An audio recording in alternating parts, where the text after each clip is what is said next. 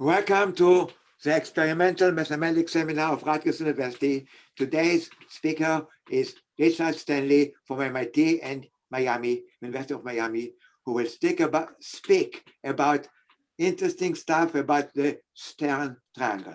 Thank you. Okay, well, thank you for the invitation, Doron. Now let me see if I can share my screen.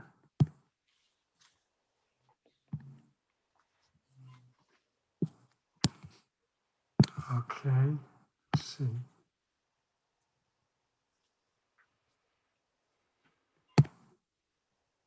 Okay. This is, If you have any questions, feel free to interrupt any minute and then unmute yourself. But otherwise, please mute yourself, and I'm muting. trying to get rid of this. I just want to see one part at a time. How do you get out of this situation? Get out of this. Oh, here we go.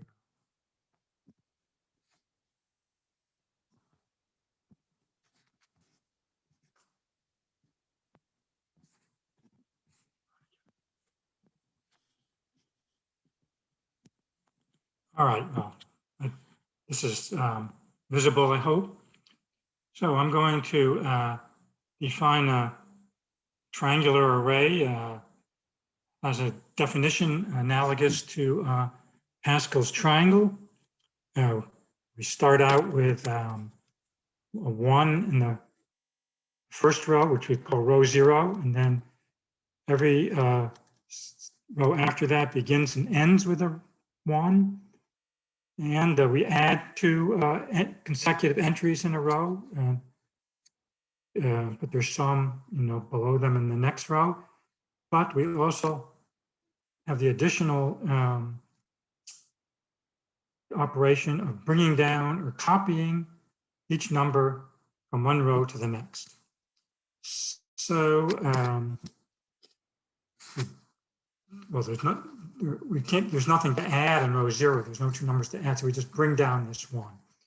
Now we do the Pascal triangle addition law, and then we bring down the 3 1s in row 1, and then continue. Add 2 consecutive entries, and bring down everything. So these are the rows 0 through 3 in Stern's triangle. So we'll see, although the definition is rather similar to Pascal's triangle, the behavior is very different, and there's some interesting questions remaining about this array. Well, first, it's easy to see from the definition that the number of entries in row n, calling the top row 0, is 2 to the n plus 1 minus 1. So maybe it shouldn't really be called a triangle because it grows, exponentially rather than linearly. It's also easy to see that the sum of the entries in row n is 3 to the n. Every entry in row n minus 1, contributes 3 times to the next row. You add it to the entry to its left, to its right, and bring it down. It's not so hard to prove by induction. For instance, that the largest entry in row n is the n plus first Fibonacci number.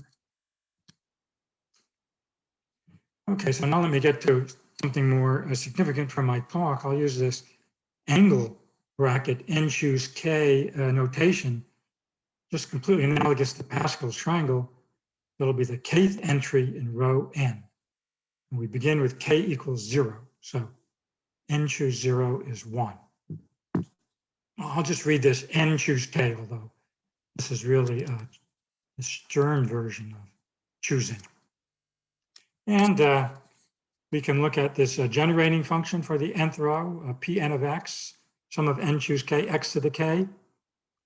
If this were Pascal's triangle, it would be 1 plus x to the n. Here, it's easy to see that we have the recurrence Pn plus 1 is 1 plus x squared, Pn of x squared. If we think about it, we have this x squared because all the entries, when we bring down entries, then they get spread out because between each of them, there's some new number, sum from the previous row. So this x, Pn of x squared are the entries that we bring down from the previous row, and the 1 plus x squared, Pn of x squared, corresponds to summing two consecutive entries. Now this recurrence is easy to solve, and with the initial condition P0 of x equals 1, we see that it's just this product. I equals 0 to n minus 1, 1 plus x to the 2 to the I plus x to the 2 times 2 to the I. This is the analog of the binomial theorem. If we let n go to infinity, well, unlike Pascal's triangle, the nth row has a limiting behavior. That is, if we fix k, the kth entry in row n eventually becomes constant for all k. And obviously the generating function for these limiting entries will just be letting n go to infinity in this product, Pn of x, the infinite product, 1 plus x to the 2 to the I plus x times x to the 2 times 2 to the I. And I'll call the coefficient of x to the n Bn plus 1, well, to be consistent with previous notation other people have introduced. So this sequence, B1, B2, etc., is called Stern's, well, he would pronounce his name Stern, but mostly Stern's diatomic sequence. It looks like this, 1, 1, 2, 1, 3, 2. Sometimes it's prefixed with a 0, but better for me not to have that. Who made this name? Did Stern make the name diatomic, or it came later? I think he made that name, or the German equivalent to that name. So do you mention, consider triatomic and multiatomic? Oh, Thank you. Unclear what the definition should be to give. Well, I mean, this has some really special properties, but I will talk about the very vast generalization of this situation. Thank you. And the recurrence relation defining Stern's triangle becomes a recurrence for Stern's diatomic sequence. B1 equals 1 is the initial condition. B2n is Bn. B2n plus 1 is Bn plus 1. And if you know how to convert these types of products to combinatorial interpretations of their coefficients, we just can read off that also that Bn is a number of partitions of n whose parts are powers of 2. Each power of 2 can appear at most twice. Picking this 1 means 2 to the I appears no times, once or twice, if you pick this third term. If each power of 2 could appear at most once, then we would have the binary expansion, and we would get this well-known identity. But here, each power can appear twice also.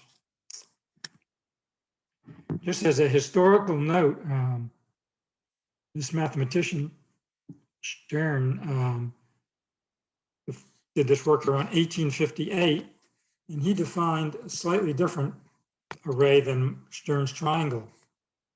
So this is what he and subsequent people looked at. It's the same recurrence, but the initial conditions are different. You start with a 1 at the beginning and end. This is the first row, and then you continue, add and bring down. And it's easy to see a simple connection between these Stern's triangle and Stern's diatomic array. And every result I say about the triangle can be converted to one about this array, but I won't go into the details. Now, this is not relevant to my talk, but there's a really amazing property of Stern's diatomic sequence. It's one of the most unexpected conclusions from hypotheses in mathematics.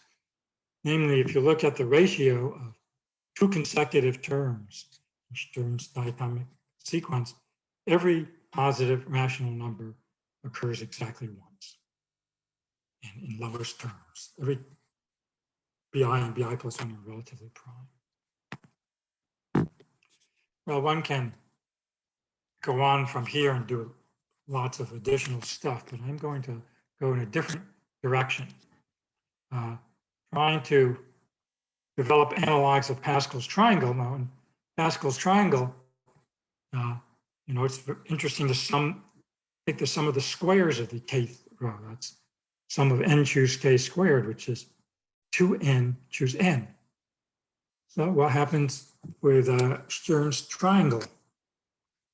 So let's call this U2 of n, the sum over all k n choose k squared. Sum of the squares of the entries in the kth row.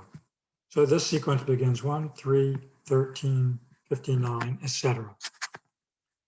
This 2 means that this exponent here is a 2, because we'll be generalizing this in a minute. Well, this sequence is very sloshable, or you can use all kinds of other techniques like guessing, inspired guessing if you see enough terms, to make a conjecture that the U2 of n just satisfies this linear recurrence with constant coefficients. U2 of n plus 1 is 5, U2 of n minus 2, U2 of n minus 1.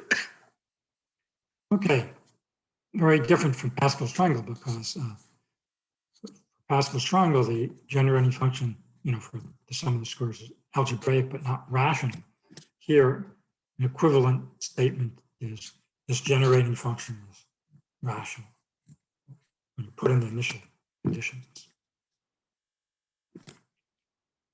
What about the sum of the cubes? In Pascal's triangle, there's no nice formula for that. Just the recurrence relation. Well, here, amazingly, it's even simpler than the sum of the squares, namely 3 times 7 to the n minus 1. Or, we could just restate a completely, sort of an independent result. I think it would be a good Putnam level problem. If you define aj by this identity, coefficients of this polynomial, and the sum of the cubes of the coefficients is 3 times 7 to the n minus 1. So how do we prove these results? Well, we have to try to find the recurrence relation. So let's start with U2. So U2 of n plus 1, well, we can express it in terms of the kth row, of the nth row. So these are the sum of the squares in the n plus first row. So if we bring a number down, the kth entry down from the nth row, that'll be n choose k. That gets squared. If we bring it down from the k plus first entry, that gets squared. And if we add the kth and k plus first entry, their sum gets squared. So if you look at this sum, you'll see 3 times we're going to get n choose k squared. Once here, once when we expand this, and we have an n choose k squared, and then the previous term, this n choose k plus 1 is n choose k in the previous term, so that gets squared. So you have 3 U2 of n, but then we have these cross terms. Let me expand this. Twice sum n choose k plus 1. So that forces us to look at this function too, this extra sum, this other sum. I'll call it U11 because the sequence of exponents here are 1, n choose k to the first, n choose k plus 1 to the first.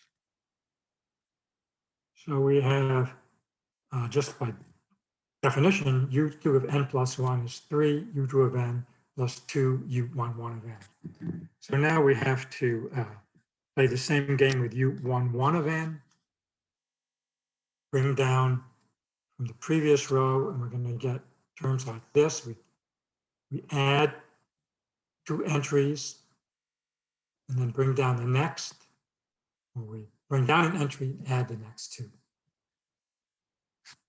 So this will give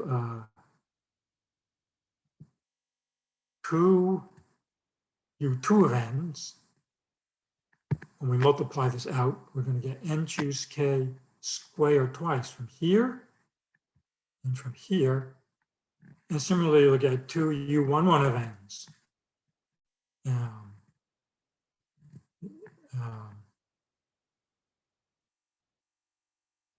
From here, here's n choose k plus 1, and then here, n choose k plus 1. So we get this recurrence. And we know we also have, remember, u2 of n plus 1 is 3u2 of n plus 2u11 of n. So, you know, these simultaneous linear recurrences, just of order 1, a very simple standard method for solving such a system by linear algebra. We'll let A be this coefficient matrix, 3, 2, 2, 2. You know, this 3, 2, and this 2, 2. Then we can rewrite the recurrence linear algebraically. This matrix A times u2 of n, u11 of n is u2 of n plus 1, u11 of n plus 1. That means A to the n, u21, u11 of 1 is u2 of n, u11 of n. A matrix satisfies its minimum polynomial, characteristic polynomial. Well, in this case, it's a characteristic polynomial, but if you want the simplest recurrence, you should pick the minimum polynomial in general. And it's x squared minus 5x plus 2. That explains the recurrence we got for u2. If we, the matrix satisfies its minimum polynomial, so a squared minus 5a plus 2i is a 0 matrix. And so if we apply this to this initial condition vector, u21, u11 of n will get 0. And that gives us our recurrence. Well, multiplied by a to the n, and then apply it, and we'll get this recurrence.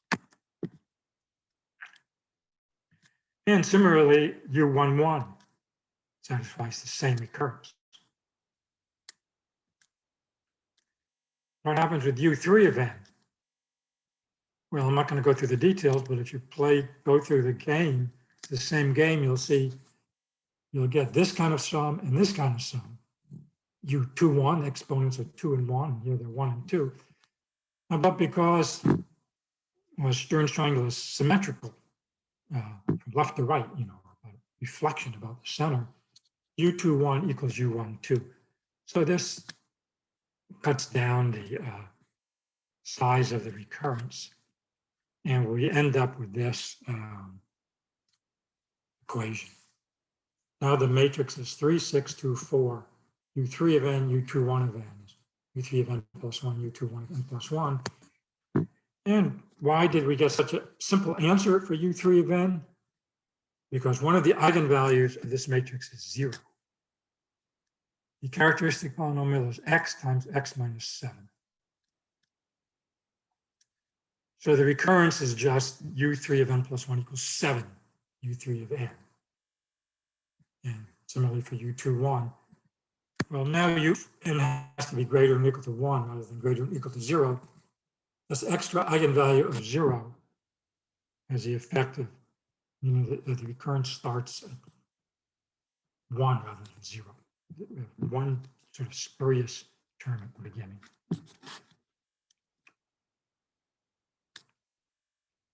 And if you work out the coefficients, what are the some constant times 7 to the n, 3 and 2. Richard, do you have a bijective proof? This calls for a bijective proof. All Yes. the words of length n-1 with an alphabet of 7 letters, and at the beginning is a 1, 2, or 3. So do you know if it is a bijective proof of this beautiful symbol? That looks very hard to me.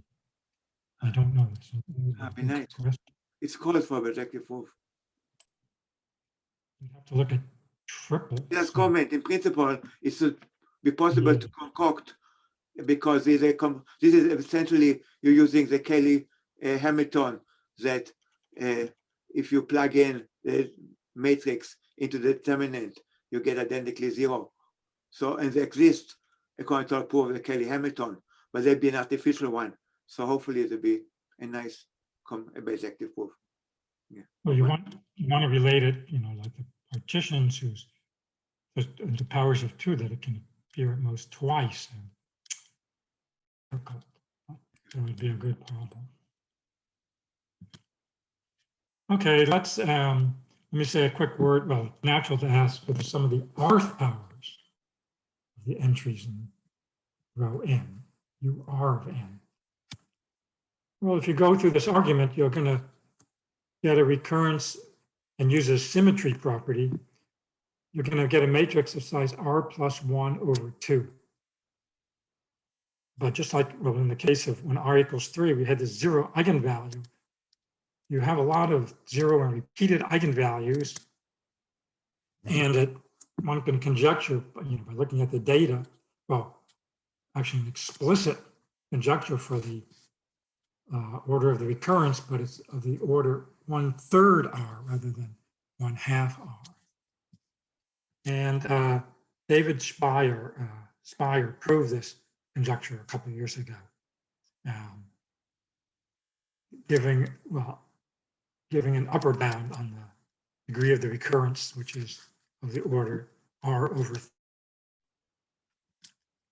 And I can't go into I don't have time for the details of Spire's proof, but he does it by finding a nice representation for this matrix A sub r. It's just an operator on homogeneous polynomials and the variables x, y, modulo the subspace generated by f of xy minus f of yx. That's because of the symmetry. And it just has this very simple definition. F of xy goes from f of x plus y, y plus f of x, x plus y. Well, that gives you a very good handle on AR, from which you can say a lot about, well, you can compute the degree of the recurrence. Now, what about the even most general case where we have any sequence of exponents, not just a single exponent? Remember, we had it when r was 2 and 3, we had to look at n choose k times n choose k plus 1. So in general, you'd be looking at n choose k to the alpha 0, n choose k plus 1 to the alpha 1, up to n choose k plus m minus 1 to the alpha m minus 1. So let me just illustrate what happened by looking at the special case 1, 1, 1, 1, so there won't be a lot of messy notation. But it's really completely general what's going to happen. So here is what the definition of u 1, 1, 1, 1 is: 4 exponents equal to 1. I mean, you get this recurrence. You have to, well, it means keep on iterating and iterating.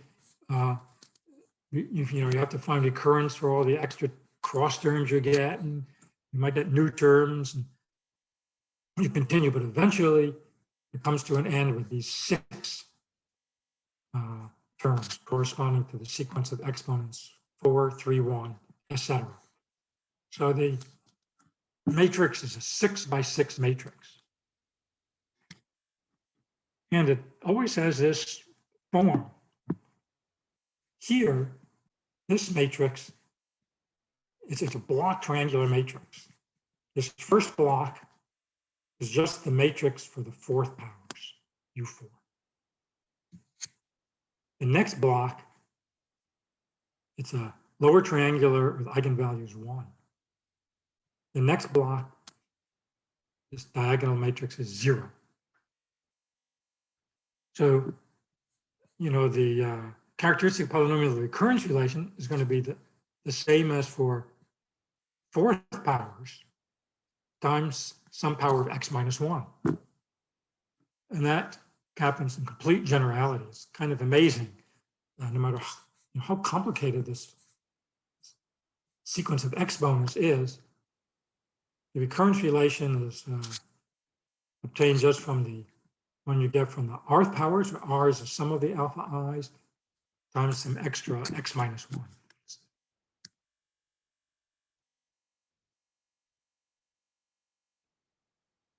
So we can reduce to the case, well, in this example, to rth LF powers. This was the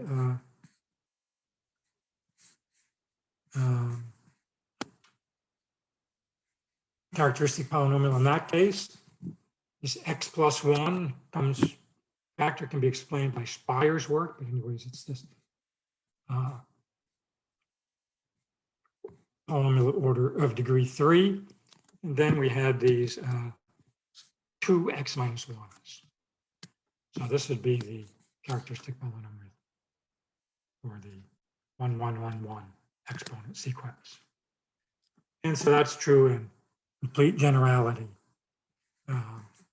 If we have an exponent sequence alpha, some of the alphas is R, then the minimal polynomial of the recurrence has a form, well, x to some power, corresponding to 0 eigenvalues, which you can say explicitly what they are, x minus 1 to some power, and then the minimal polynomial for R powers.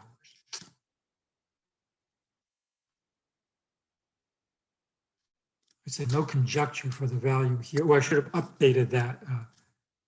There are good, well, Speyer gives these good upper bounds or conjecturally equalities. So this I don't want. Okay. So let me mention generalization.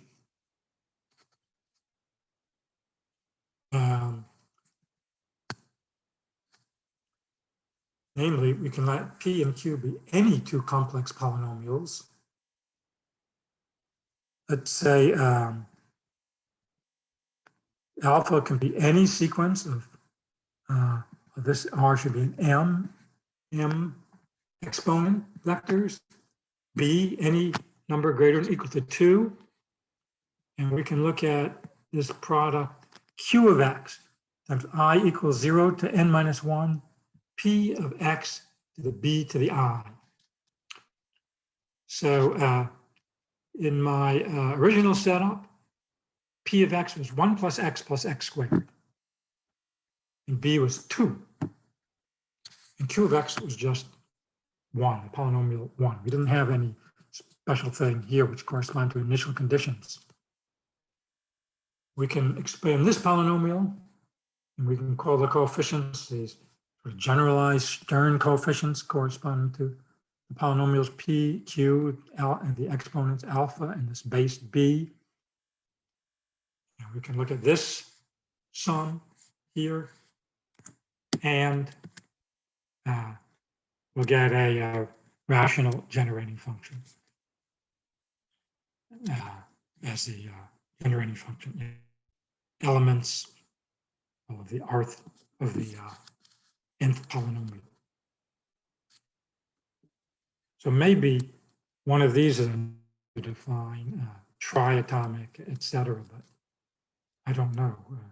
You know exactly what properties you would like to. There's also can be given a multivariate generalization, which I won't go into here.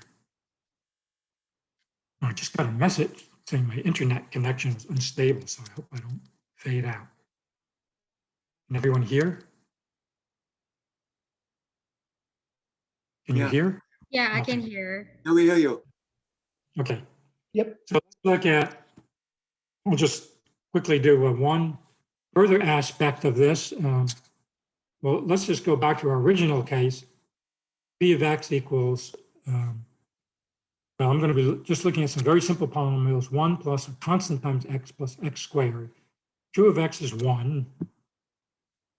We use a base 2 as before, and alpha will just be R. So we're just looking at the sum of the R powers. So, so this was the original situation, 1 plus X squared. When R equals 2, this was the characteristic polynomial of the recurrence. Remember, x squared minus 5x plus 2. For R equals 3, x minus 7. We just got powers of 7. For R equals 4, turns out to be this. I mentioned this before. Here's 1 plus 2x, 1 plus 3x, 1 plus 4x. Well, one thing really stands out is second row. the factors into linear factors, and the roots are all powers of 2. Let me also mention that all these coefficients, constant terms here, also here, factor very nicely. I don't have a good reason for that. This is, well, this is an experimental math seminar, so I think there's lots of experiments you can do regard to this. And you can just take any polynomial, any alpha. There's many experiments you can do.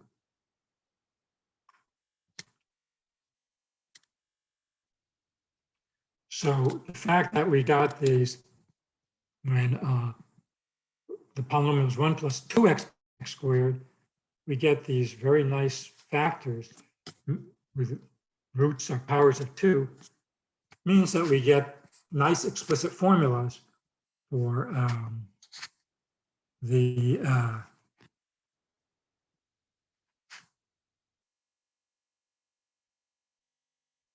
oops. Yeah.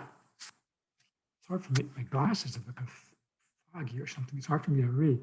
Okay. Yeah. So we get this nice explicit formulas for u. The polynomial is p. This 2 means we're taking second power squares of the sum of the coefficients. This 2 means we're looking at base 2, x to the 2 to the I. And so we get these nice explicit formulas. So what's going on here? By the way, another thing to note is here we get, well, these powers of 2 are odd multiples of n. Here, even multiples of n. Here, odd multiples of n. And this behavior continues. Well, maybe some of you have already figured out that this product that, whose coefficients we're interested in, p of x squared, the p of x to the 2 to the n minus 1, well, it's just by the uniqueness of the binary expansion, very well-known identity, is just 1 plus x squared up to x to the 2 to the n minus 1 minus 1. Well, and everything is being squared here because my r is, my p of x is 1 plus x squared squared. Everything is squared. Well, it's this simple explicit formula for this product, which lets us make further progress. And maybe I should skip details. It's well, quickly, we can look at not just 1 plus x squared up to x to the 2 to the n minus 1. Yeah, here I'm looking at a cube, because remember we're looking at any powers here. So I'm looking now at 1 plus 2 plus x squared. I'm looking at r equals 3, the sum of the cubes. So the roots are 4 and 16. Now in this example, we want to look at the sum of the cubes. We want to look at the sum of the rth powers of the coefficients of this polynomial. And I can write out, I don't need a 2 to the n minus 1 exponent here. I can just write m minus 1, any exponent. This sums to 1 minus x to the m over 1 minus x to the j. I can cube it. I get this denominator, I get this numerator. This is a sum of 4 terms, although this last term cannot contribute to the overall sum because this polynomial on the left-hand side has degree less than 3m. So it's going to be, this x to the 3m part is all going to get canceled out. You might as well ignore it. We expand each of these 3 terms by the binomial theorem. And I'll skip details, but it's easy to see, you just get some involving these binomial coefficients to the rth power, Binomial coefficients are polynomials in M. So the whole thing is some polynomial in M. And we're interested in the case when M is a power of 2. So it'll be a polynomial in powers of 2. So that's why we get this nice factorization of the characteristic polynomial. I got it by finding an explicit formula for the some of the rth powers. And we knew those bases of those exponents had to be the roots of the characteristic polynomial. Maybe it's also possible to compute this matrix A sub R and by some trick compute its eigenvalues, but I didn't try that. Now, the one thing that remains is this evenness and oddness. This polynomial P of M, and for general M, is either even or odd, depending on its degree. And that explains why these exponents here are even multiples of M or odd multiples of M. Well, you would think with a explicit formula here, these two sums, for P of M, it'd be easy to decide whether it's even or odd. But I didn't see how to do that. It turns out to be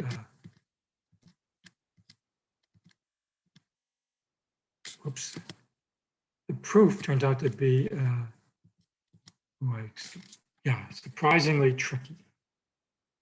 So maybe someone can simplify that, but I won't go into it. The last thing I want, really the second main thing I want to talk about concerning Stern's triangle are the modular properties of its entries. What are they congruent to modulo some base M? So like, you might remember from Pascal's triangle, the number of entries in row K that are odd is 2 to the number of ones in the binary extension of N. Famous theorem of Lucas. And again, for Stern's triangle, completely different behavior. I mean, this function is nowhere near its generating function, is nowhere near being, say, a rational function or algebraic or anything like this. So what happens for Stern's triangle? Well, we want to consider how many entries in row M are congruent to some number A mod N. A is between 0 and M minus 1. So anyways, this K ranges through all the indices, all the entries in row K. So the number of entries in row K congruent to A mod M. Fix M and A and look at the generating function for these numbers. Call it little sum of little g of M A of N, x to the N. Resnick showed that this is a rational function of x. And the proof is somewhat similar to the proof of rationality I had before of the powers of entries. But let's just look at some data. It looks very interesting. These are the squares. So this is the generating function for the number of even entries. This is the number of odd entries. And then for M equals 3, divisible by 3, congruent to 1 mod 3, congruent to 2 mod 3. Well, maybe you need to look at some more. This is 4. The 4 congruence class is mod 4. These denominators factor quite a bit. And look at these numerators. 3 of them are just monomials. And maybe not so clear from this example, but these coefficients are powers of 2. Let's go up to 5. We do have 12 as a coefficient here, so they're not all powers of 2, but this is 3 times the power of 2. So many powers of 2. We have this binomial numerator, and a lot of factorization in the denominator. Yeah, basically, I don't understand any of it. Well, I do understand why we have this 1 minus 2x factor, but that's about it. I want to clarify. So, for example, this is a generating function for the number of entries in the Stern triangle, with this happen to be 1 mod 5. Well, this one here, this one is For example, this one, the Z51. This is mod 0 mod. This is 0 mod 5, 1 mod 5, 2 mod 5. Yeah, so that's the number of entries in the nth row of Stern's triangle that give you 1 mod 5, for example. Yes, gives you something mod 5. So is it obvious that it's a rational function with the same argument? I mean, not obvious, but the same argument that you had before. Yeah, I'll quickly get into that. I think I have time to say a word about the proof. Similar argument, which I'll explain. But I've done some more computations. And so here's 3 questions I don't know the answer to. Why so many denominator factors?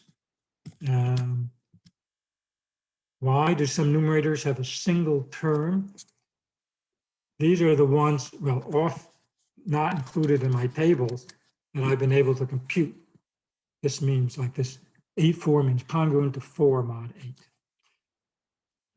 But not congruent to 0 mod 8 for some reason. Congruent to 0 mod 2, 3, 4, 5, 6, 7, 9, and 11 all have one numerator term, but not 8 or 10. Seems strange. And I got my data I got by really sloshing a lot of values, knowing that I had to get a rational function that wasn't too complicated. I'm sure there are experts here that can get much more data than I did. And again, why are so many coefficients, numerator coefficients, the power of 2? In fact, every example that I've computed, all the coefficients are plus or minus powers of 2 or 3 times powers of 2. Well, that would be very surprising if it continued forever, but still, there must be some reason. Wasn't there a 5 in one of your numerators? Excuse me? Wasn't there a coefficient of 5 in the second display in front of us? No, go back 1. Yeah, G51 has a 5 in the numerator. Yeah. Okay. Oh, I forgot. Oh, I missed that one. Okay, well, oops. And then you have to change it 5 times powers. Okay, well, that's good to get that out of the way.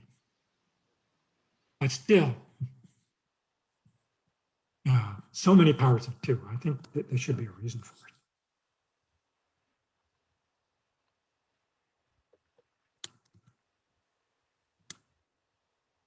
Okay, so for rationality, just like for the rth powers, say, we needed to introduce extra functions. Here we only need one extra function. Refinement of the number of entries congruent to A mod M. The number of, consecutive entries, so that the first one is congruent to A mod M and the second one is congruent to B mod M. And we want to define, the minus first entry to be 0 and the 2n minus first entry to be 0 in this definition. So here with this, we find that number or function, you can get a recurrence relation. Now, it's easy to see that the GCD of any 2 consecutive entries of Stern's triangle is 1. So we might as well assume that A and B, relatively primer. That means when we take it mod M, that they generate the integer mod M. that is G, M, A, B is 0 unless A and B generate Z mod M. So I only need to look at these values of A and B. So suppose A and B generate Z mod M. How to get the number of numbers in the n plus first row satisfying these two congruences? Well, it can only happen, you can check, we're bringing down things from the row above. N choose K is congruent to A mod M, and N choose K plus 1 is congruent to B minus A mod M, or N choose K is congruent to A minus B, and N choose K plus 1 is congruent to B.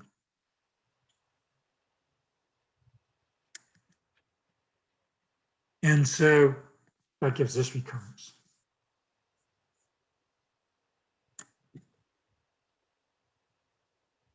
And where we're taking these subscripts mod M. So these B minus A's and A minus B mod M's. So we get the same kind of recurrence as before. Linear recurrence order 1. So now the number of different unknown functions is the number of pairs A, B that generate Z mod M. So for instance, for n equals 3, every pair of integers mod 3 except 0, 0 generate Z mod 3. So we get 3 squared minus 1, 8 different functions. This is the matrix. And it's this thing that it's characteristic polynomial determines the recurrence relation. And this is what it turns out to be. Why it factors like this, I don't know. Except, as I said, it's easy to see what's going on for this 1 minus 2x factor.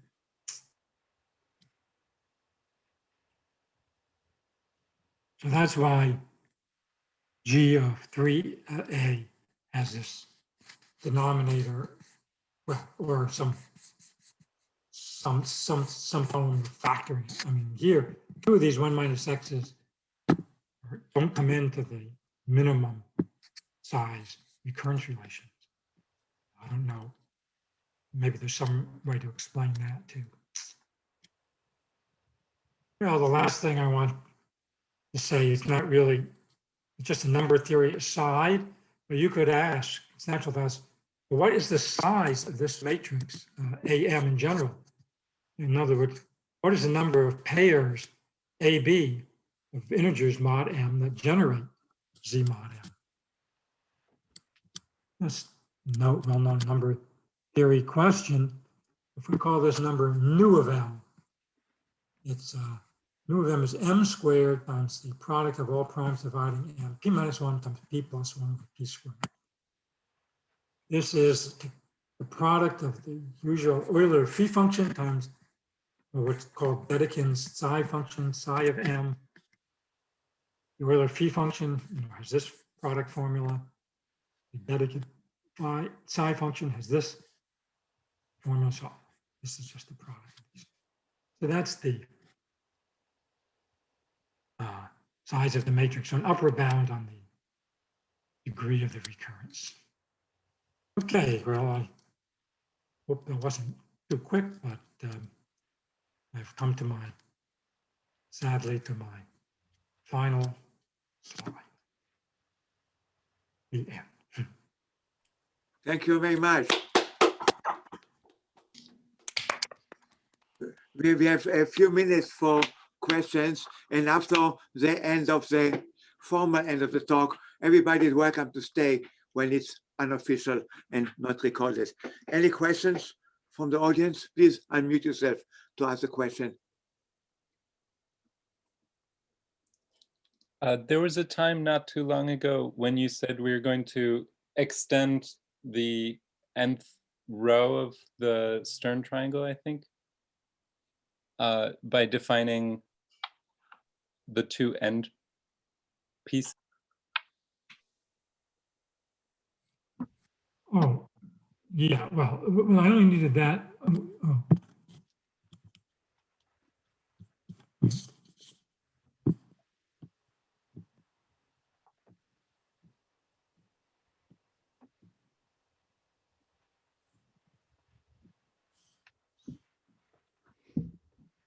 No. No. What happened?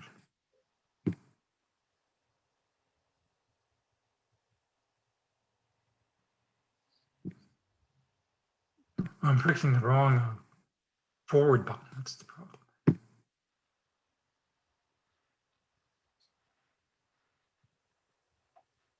Right here, you mean? Yeah. So we're saying that the row has items 0 up to 2 to the n minus 2. Is that? Right, because remember there's, yeah, I got asked that question before. There's 2 to the n plus 1 minus 1 entries in the nth row. So if we begin the indexing with 0, then the last entry would be 2 to the n plus 1 minus 2. Any more questions? So let's end this formal part of this talk, and everybody's welcome to stay. Let's applaud. Thank you. Robert, please stop recording, and everybody welcome to have an informal questions. Thank you.